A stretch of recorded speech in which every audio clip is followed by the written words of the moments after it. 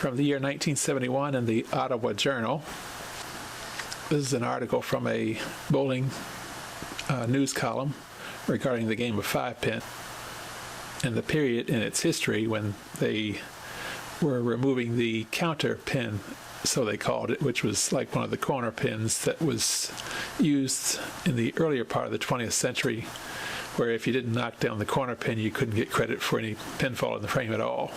So anyway, this is the way the article goes. The controversy over a unified Canadian 5-pin count still continues. The argument has been going on for some years, and disagreement last season forced the cancellation of the Canadian Championships following withdrawal of Ontario from the Canadian Bowling Congress. But don't despair. There is a glimmer of hope for the future. To acquaint the interested 5-pinner of latest developments, we must go back to the time a serious move was made to modify the 5-pin count to satisfy all provinces.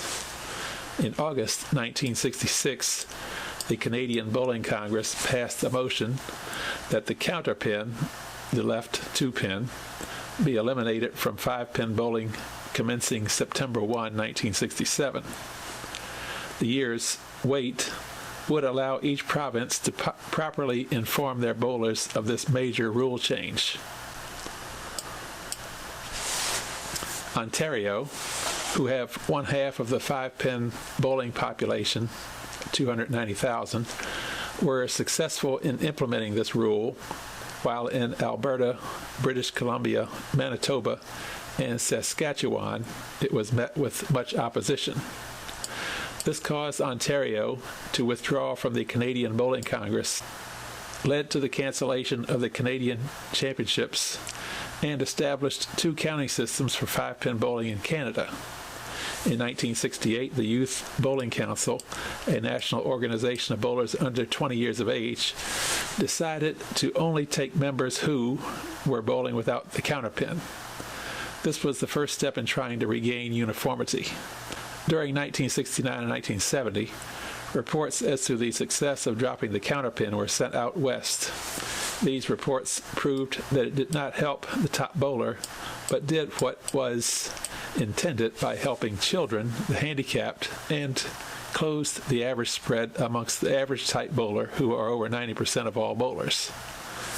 The Canadian Bowling Congress, realizing the importance of one counting system and the harm it was causing organized 5-pin bowling, requested all the western provinces to drop the counterpin from the scoring, commencing January 1st, 1971, until the end of this season on a trial basis. Then, take a poll of the bowlers to determine if it would be acceptable.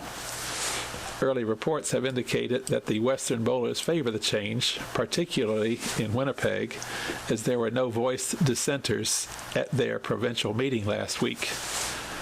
Probably quite instrumental in the West's decision was the formation of the National Bowling Association and their ability to attract Thomas Adams distillers to sponsor the National Classified Bowling Championships.